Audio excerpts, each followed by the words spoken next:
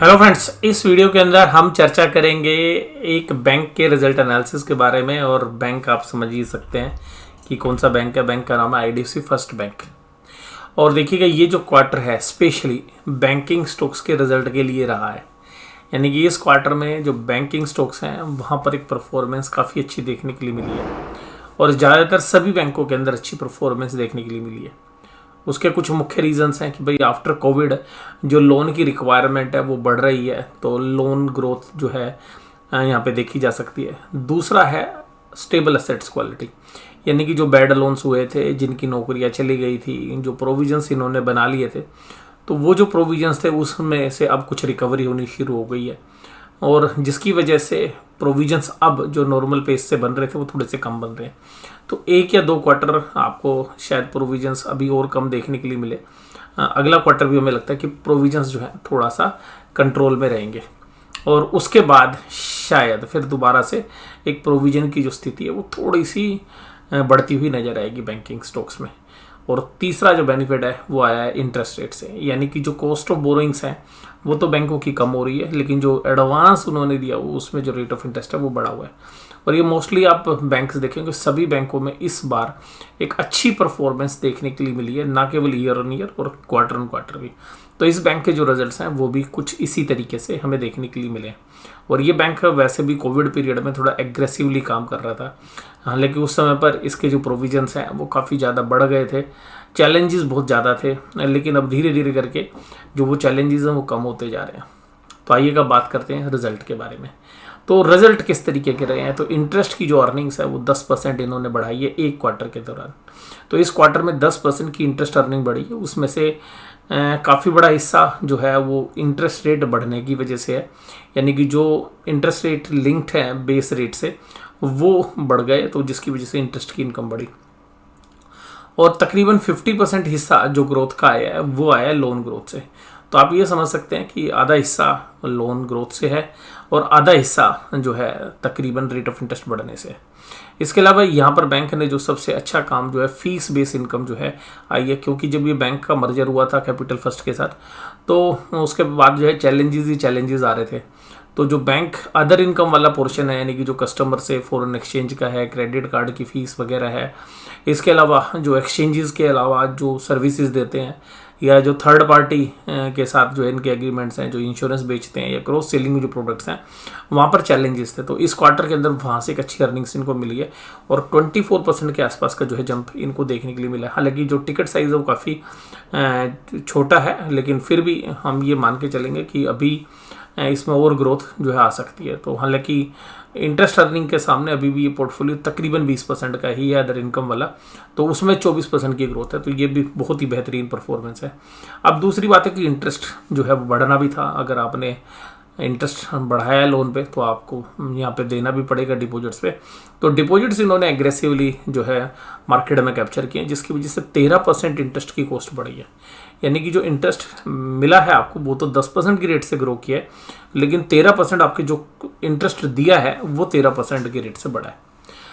तो आप ये समझेंगे कि एक तरीके से 3% का आपका नुकसान हुआ है, लेकिन फिर भी क्योंकि टिकट साइज़ बड़ा हो गया है और नीचे से बेस था, उसमें से जो इंटरेस्ट मिला है और जो इंटरेस्ट दिया है उसका गैप बड़ा है इनके पास। और इस बैंक के अंदर एक सबसे खास बात यह है कि जो इनकी लोन बुक है वो कैपिटल फर्स्ट वाली लोन बुक भी है, यानी कि जहाँ पर ये जो रेट ऑफ इंटरेस्ट है 16%, 17%, 15% इस तरीके के लोन्स देते हैं, क्योंकि अनसिक्योर्ड लोन का बहुत बड़ा पोर्शन अभी भी इस बैंक के पास है। तो जिस तरीके से NBFCs लोन करती थी या करती हैं अभी, जैसे कि कैपिटल फर्स्ट करती थी, उसी तरीके से बजाज फाइनेंस या बजाज फिनसर्व के जो प्रोडक्ट्स हैं रिटेल के अंदर, जो टीवी, फ्रिज, वॉशिंग मशीन इस तरीके के आइटम्स को जो फाइनेंस करती हैं, तो वो बड़ा पोर्शन इनके पास है, वो बढ़ता जा रहा है। और कैपिटल फर्स्ट का तो है ही, और अभी एग्रेसिवली होलसेल बैंकिंग छोड़ के ये ज़्यादा इस रिटेल बैंकिंग के अंदर जो है ध्यान रख रहे हैं। तो जो इंफ्रास्ट्रक्चर लोन बुक है वहाँ पे रेट ऑफ इंटरेस्ट कम भी होता था, वो नहीं लगा रही है। तो इसमें हालांकि पोर्शन काफ़ी बड़ा अनसिक्योर्ड लोन का रहता है, तो जिसकी वजह से क्या होता है कि जो इंटरेस्ट मिलता है वो तो ज़्यादा मिलता ही है। तो आप जो इंटरेस्ट ज़्यादा दे भी दोगे ना, तब भी आपका जो नेट इंटरेस्ट मार्जिन है वो 5% से ऊपर बना रहता है। तो 5 और 6% के बीच में जो है इसका नेट इंटरेस्ट मार्जिन बना हुआ है, तो जिसकी वजह से आप आपकी इंटरेस्ट मिलने वाला 10% बढ़े, देने वाला 13% बढ़े, तब भी आपका नेट इंटरेस्ट मार्जिन अच्छा है। उसके बाद है एम्प्लॉय कोस्ट। एम्प्लॉय कोस्ट 10.6% की बढ़ी है इस क्वार्टर में, 830 करोड़ से 918 करोड़ हो गई है। इसी तरीके से जो बाकी खर्चे मिसलेनियस एक्सपेंस, जो इन्फ्लेशनरी प्रेशर या जो बाकी बैंक के साइज की वजह से बढ़ने चाहिए, वो 8% है। तो इस पूरे रिजल्ट में क्या चीज़ मुझे सबसे अच्छी लगी? सबसे अच्छा लगा कि 24% की अदर इनकम इन्होंने बढ़ाई है। और दूसरा पॉइंट मुझे लगा कि जो एम्प्लॉई के बाद जो बाकी खर्चे हैं, जो अदर ऑपरेटिंग एक्सपेंसेस है, उसमें जो रेवेन्यू ग्रोथ है उसके सामने केवल और केवल एक्सपेंसेस की ग्रोथ 8% है। तो 2% का आपको एक तरीके से बेनिफिट आ रहा है, यानी कि आप अपनी जो अर्निंग्स को इंक्रीज कर रहे हो उसमें 2% जा रहा है।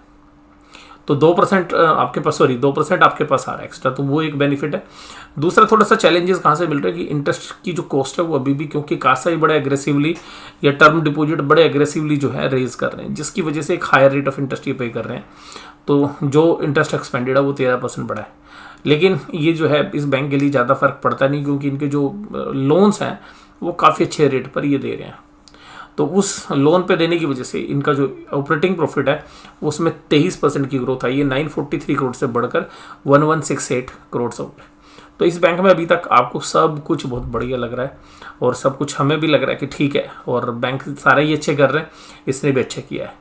और ये एग्रेसिवली काम कर रहा था, तो इसको लाजमी था कि अच्छा करना भी था, क्योंकि आप फेडरल बैंक जैसे बैंक्स को भी देखेंगे तो वहाँ पर भी ईयर ऑन ईयर 70% की ग्रोथ है, क्वार्टर पे भी अच्छी है। HDFC बैंक के भी रिजल्ट अच्छे हैं, ICICI बैंक के भी रिजल्ट अच्छे हैं। अगर समय मिलेगा तो ICICI बैंक का भी एनालिसिस करेंगे।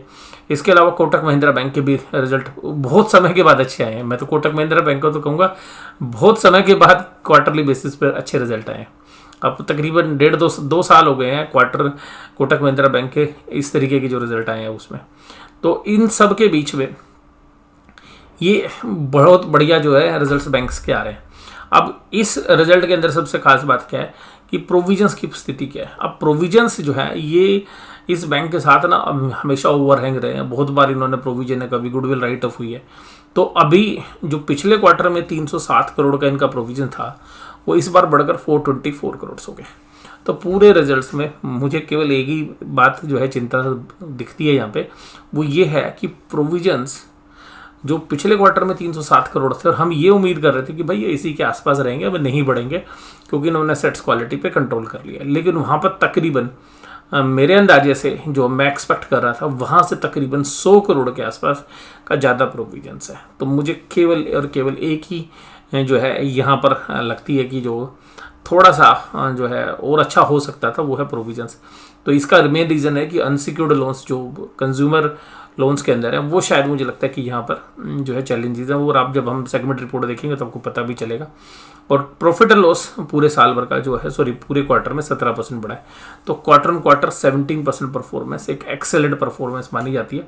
और ये सब हमने आपके साथ प्रेडिक्ट भी किया था जब हमने इनके प्रोविजनल डेटा इसी महीने के फर्स्ट वीक में आपके साथ डिस्कस किए थे। तब भी हमने कहा था कि हाँ सब चीज़ें ठीक है, बस असेट्स क्वालिटी पर आपको देखना है। तो असेट्स क्वालिटी जो है पिछले साल प्रोविजन थे 474 करोड़ के, इस बार 424 करोड़ के, अगर पिछले साल से भी कंपेयर करें तो।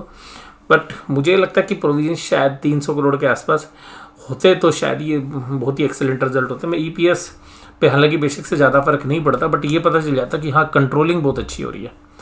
और पूरे EPS के ऊपर जो है 17% की जो है ग्रोथ आई है। अभी भी जो असेट्स क्वालिटी है वो किस तरीके की है, तो ग्रोस NPA देखिएगा अभी भी 3% से ऊपर बना हुआ है। तो इसमें काफ़ी गुंजाइश है, लेकिन ये तभी इम्प्रूव होगा जब फंडेड असेट्स जो हैं वो सिक्योर्ड नेचर्स की आएंगी। यानी कि जो फंडेड असेट्स हैं उसमें सिक्योरिटी वाला जो पोर्शन है वो जैसे जैसे ज़्यादा होगा।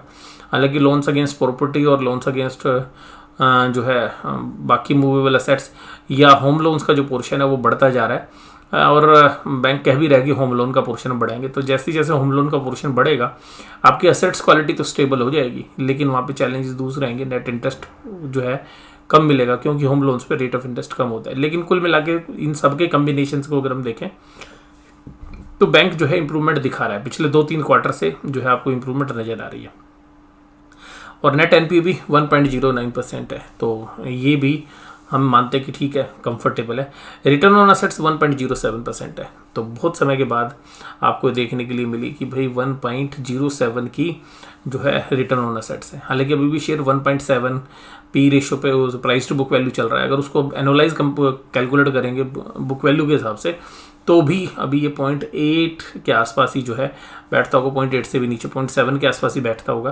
तो अभी भी हम ये मानते हैं कि जो प्राइस टू बुक वैल्यू के आसपास अगर 1.7 है तो उसकी जो वैल्यूज़ है, अगर हम रिटर्न ऑन असेट्स को डिवाइड करते हैं तो हमारे पास इफेक्टिव रिटर्न ऑन असेट्स आती है, वो 0.7 है। तो मुझे लगता है कि अभी भी इसमें और गुंजाइश है और ये होती हुई भी आपको शायद नज़र आएगी। नेट वर्थ भी ठीक है, डेट इक्विटी ज़्यादा मैटर में करता नहीं इस तरीके के बैंक्स में भी, और 1.34 है। एक जो चीज़ है वो हमें रिटर्न ऑन असेट्स देखनी है, और रिटर्न ऑन असेट्स का रिटर्न ऑन इक्विटी सीधा लेना देना है। तो इसका मतलब है कि अगर 1.07 है तो इस क्वार्टर में आपकी जो रिटर्न ऑन इक्विटी आई है वो अबव 10% आई है। बट बैंक में पैसा लगा रहे तो मुझे लगता है कि रिटर्न ऑन इक्विटी कम से कम, अगर 1.7 प्राइस टू बुक वैल्यू चल रही तो कम से कम 17% तो आनी चाहिए। तो वो हालांकि भी उससे दूर है, बट आगे चल के हो सकता है कि वो सब चीज़ें आपको करता हुआ नज़र आए। तो हालांकि जो बैंकिंग सेक्टर के अंदर जो पूरी ओवरऑल पिक्चर है उसी के अकॉर्डिंगली इनके भी रिजल्ट्स हैं। तो बैंकों ने अच्छा किया है, इस बैंक ने भी अच्छा किया, ये नहीं है कि ये पीछे रह गया। अगर हम सेगमेंट रेवेन्यू के अंदर अगर हम देखने की कोशिश करें तो ट्रेजरी इनकम्स, यानी कि जो अभी भी पैसा आरबीआई के पास या जो इन्वेस्टमेंट के रूप में रखते हैं, वो काफ़ी बड़ा हिस्सा है। तो 2509 करोड़ की अर्निंग थी इस क्वार्टर में, 3139। होलसेल बैंकिंग में भी जो अभी भी 1422 है, जिसमें कॉर्पोरेट लेंडिंग इंफ्रास्ट्रक्चर वाली भी है और नॉन इंफ्रास्ट्रक्चर वाली भी है। तो उसका पोर्शन जो है बड़ा है नॉन इंफ्रास्ट्रक्चर का, जिसकी वजह से आपको रेवेन्यूज़ ज़्यादा दिख रहे हैं। रिटेल के अंदर मेजरली फोकस कर रहे हैं, तो 5610 करोड़ से 6316 करोड़। तो ये जैसा मैनेजमेंट बोल रही है उसी के अकॉर्डिंगली काम हो रहा है। अब इनके अगर रेवेन्यूज़ के सामने प्रॉफिट्स की बात करें तो ट्रेजरी में अच्छा प्रॉफिट दिखाया इन्होंने, 274 करोड़ का। होलसेल के अंदर अगर हम देखें तो 257 का, जो 237 था पिछली बार, उसमें ग्रोथ नज़र आ रही है। और रिटेल बैंकिंग में 503 करोड़ से 285 करोड़। तो इसका मतलब क्या है कि रिटेल में जैसा मैनेजमेंट एंटिसिपेट कर रही है कि जी बहुत ही बढ़िया होगा, अगर हम उसको जो है थोड़ा एलोबरेट करने की कोशिश करें तो उसके सामने रेवेन्यूज़ तो बढ़ रहे हैं लेकिन प्रॉफिट नहीं बढ़ रहे हैं। इसका मतलब है कि रिटेल बैंकिंग में आफ्टर प्रोविजंस प्रॉफिट है, यानी कि रिटेल बैंकिंग में जो नॉन फंडेड असेट्स हैं, यानी कि जिनके ऊपर सिक्योरिटी नहीं है, सिक्योर्ड लोन्स नहीं है, वहाँ पर अभी भी रिस्क है। और शायद जो प्रोविजंस आपने देखा है वो अनसिक्योर्ड लोन्स जो कंज्यूमर बैंकिंग के ऊपर अंदर है उसी से रिलेट कर रहा है ये, जिसकी वजह से रिटेल बैंकिंग के अंदर प्रॉफिट कम आ रहा है। तो दूसरा आपको बता रहा हूँ वो यही है कि रिटेल को जितना मैनेजमेंट एंटिसिपेट कर रही है कि बहुत फ्रूटफुल होगा, उतना अभी नहीं कर रहा है हाल फिलहाल। और दूसरी बात क्या है कि जो प्रोविजंस आ रहे हैं, जो हम कम एंटिसिपेट कर रहे थे, वो प्रोविजंस थोड़े से ज़्यादा हैं अभी भी जिन लेवल्स के ऊपर मैनेजमेंट कमेंट्री दे रही है, उन सारी चीज़ों को कंसिडर करें तो पूरी साल के अंदर बैलेंस शीट का साइज़ पिछले साल से इस साल में कितना बड़ा है, जिससे पता चले कि भाई इन्वेस्टर की वेल्थ कितनी बनी है। तो कैपिटल जो थी वो लगभग जहाँ पे पीछे साल थी कुछ ईसोप के शेयर्स आए हैं, तो बाकी कुछ चेंज नहीं है। तो हम रिजर्वेशन सरप्लस से पता लगाएंगे, हालांकि इसमें कुछ सिक्योरिटी प्रीमियम का अमाउंट भी आया होगा, शेयर इशू है। तो ये 14,13,000 से 14,130 करोड़ से बढ़कर 15,805 करोड़ हो गई है। तो ये हम कह सकते हैं कि ये 10% से ज़्यादा है, और इसमें से कुछ हिस्सों का हिस्सा है। तो आप ये समझिएगा कि एक शेयर होल्डर की वेल्थ इस बैंक में जो उसने पैसे लगाए हुए हैं उसकी बैलेंस शीट वैल्यू तकरीबन 10 से 11% के बीच में बढ़ रही है, जो कि रिटर्न ऑन इक्विटी के बराबर आती है। तो रिटर्न ऑन इक्विटी 10.7 के आसपास है शायद इस बैंक की, तो उसी के आसपास है। तो अभी भी ये बैंक आपको 10% की रिटर्न आपकी बैलेंस शीट वैल्यू पर दे रहा है। लेकिन आप शेयर मार्केट वैल्यू से खरीद रहे हैं, तो मार्केट वैल्यू हालांकि शेयर बाजार भाव ज़्यादा बढ़ा है, लेकिन अगर हम बैलेंस शीट वैल्यू को देखें तो वो अभी भी 10% से और 11% के बीच में ही रिटर्न इसने पिछले एक साल में दिए। हालांकि इसमें से अगर हम देखें तो पिछले 2 क्वार्टर काफ़ी अच्छे रहे हैं और बाकी 2 क्वार्टर थोड़े से वीक हैं। अगर हम पिछले अब 2 क्वार्टर्स के हिसाब से अगर हम कैलकुलेट करें और ऐसा ही हम ये माने कि अगले 2 साल में भी, अगले 2 क्वार्टर में भी करेगी, तो हमें लगता है कि 13 से लेकर 15% के आसपास की रिटर्न ऑन इक्विटी बढ़ सकती है। तो यहाँ पर बैंक की जो परफॉर्मेंस है अभी बिल्कुल जो है उम्मीद के हिसाब से आई है। बस थोड़ा सा जो है मुझे लगता है 100 करोड़ के आसपास का प्रोविजंस बैंक ने ज़्यादा बनाया, हो सकता है वो सेफ्टी पर्पज इससे भी हो, कुछ ऐसे भी प्रोविजंस हो जो सैचुरेटरी ना हो और बैंक ने अपने हिसाब से बना लियो। और इसके अलावा बैंक की जो परफॉर्मेंस है वो आपके सामने है। कासा 51% पे है, यानी कि जो करंट अकाउंट सेविंग अकाउंट के डिपॉजिट है, कस्टमर के डिपॉजिट 1 लाख करोड़ को पार कर चुके हैं। फंडेड असेट्स यानी कि जो लोन हैं जिनमें सिक्योरिटी है 1,45,000 करोड़ के आसपास है। ग्रोस एनपीए 3.12 पे, जो कैपिटल की मात्रा पर्याप्त है या नहीं है वो 15.35 है, जो 15.6 से घट गई है। एक ये चैलेंजेस भी हमें लग रहा है थोड़ा सा आ सकता है, क्योंकि अगर बैंक अब एक्सपेंड करना चाहेगा तो उसको टीयर 1 कैपिटल की ज़रूरत है। अब टीयर 1 कैपिटल या तो परपेचुअल बॉन्ड से आएंगे या नई इक्विटी इशू करनी पड़ेगी। अगर नई इक्विटी इशू करेंगी तो फिर मुझे चैलेंज लगता है, क्योंकि इस बैंक के अंदर सबसे बड़ी बात यह है कि 556 करोड़ का प्रॉफिट भी कमाने के बाद केवल 1 रुपये की ईपीएस भी नहीं दिखा पाए, 1 रुपये की ईपीएस भी नहीं दिखाए। रीज़न है कि इक्विटी कैपिटल बहुत बड़ी है। तो अब अगर हम टीयर 1 कैपिटल में और इक्विटी देखेंगे तो वो होगा कि अगर नंबर ऑफ इक्विटी शेयर बढ़ेंगे तो वो शेयर होल्डर्स के पास तक नहीं पहुंचेगा, क्योंकि इक्विटी जो है बहुत बड़ी होने की वजह से जो ईपीएस में उसकी ट्रांसलेशन है वो बहुत ही लोअर लेवल पर हो रही है। नेट इंटरेस्ट मार्जिन देखिएगा तकरीबन 6% के आसपास है, और ये भी आपको आगे चल के रिड्यूस होता हुआ नज़र आ सकता है अगर होम लोन का जो पोर्शन है अगर वो बढ़ता है तो उसकी वजह से। लेकिन अगर कंज्यूमर लोन को ही ये मेन फोकस रखते हैं तो ये बढ़ता आपको नजर आएगा। लेकिन कंज्यूमर लोन बुक में एक ही चैलेंज है, वो है एनपीए का, क्योंकि उसमें बहुत सारा पोर्शन अनसिक्योर्ड लोन का होता है या सिक्योरिटी भी होती है। तो जो मोबाइल फ़ोन आपने दे दिया, लैपटॉप आपने दे दिया, फ्रिज आपने दे दिया, वॉशिंग मशीन दे दी, कूलर दे दिया, एसी ले लिया किसी ने, तो वो शायद उससे पैसे रिकवर कर पाना जो है बैंक के लिए मुश्किल होता है अगर कहीं पर भी डिफ़ॉल्ट होते हैं तो, जिसकी वजह से कंज्यूमर लोन बुक के अंदर जो है चैलेंजेस रहते हैं। लेकिन वहाँ पर रेट ऑफ इंटरेस्ट ऐसा होता है 15%, 18% और 12 से 18% के बीच में रेट ऑफ इंटरेस्ट चार्ज करते हैं बैंक्स, तो वो इनके लिए एक विन विन सिचुएशन रहती है। बट वहाँ पे असेट्स क्वालिटी के थोड़े से रिस्क तो रहते हैं। डिपॉजिट ग्रोथ काफ़ी अच्छी है, बेहतरीन है, और टोटल में भी देखें, कासा में भी देखें, टर्म डिपॉजिट में सब जगह अच्छी है। और आगे बैंक मान रहा है कि जो इनके पास जो लेगेसी बॉन्ड्स यानी कि जो बोरिंग्स हैं वो धीरे धीरे करके अगले कुछ सालों में रिड्यूस हो जाएगी, जिसकी वजह से हमें आगे चल के 650 करोड़ रुपए की जो है ग्रेजुअल बेसिस पे, ऐसा नहीं कि अभी, लेकिन जैसे 4-5 साल बीतेंगे 2026 तक तो हम 650 करोड़ तक की इंटरेस्ट की सेविंग कर लेंगे, क्योंकि हम सस्ते रेट पे बॉन्ड्स ले लेंगे और जो पुराने बॉन्ड्स हैं वो रिडीम हो जाएंगे। तो वो हालांकि अभी नहीं होगा, उसमें टाइम लगेगा धीरे धीरे। 650 करोड़ है तो हो सकता है अगले साल में 100 करोड़ के आसपास का बेनिफिट हो जाए, उसके अगले बार 150, 200 का हो जाए, फिर 300, 350, 400 का हो जाए, फिर अगले जो 26 तक आप पहुंचेंगे तो हो सकता है 650 करोड़ का हो। बट ये ओनली एंटिसिपेशन है। और SMA जो लोन्स हैं, SMA 1 और SMA 2, देखिएगा SMA 1 वो हैं जो लोन अभी डिफ़ॉल्ट चल रहे हैं और जिसमें ओवर ड्यू पीरियड 30 से 60 दिन का है, और 60 से 90 दिन का है तो SMA 2 में तो उनकी जो मात्रा है वो कम है, अब यू 1% पे आ गए, तो जिसकी वजह से बैंक ये उम्मीद कर रहा है कि आगे चल के प्रोविजंस कम बनेंगे।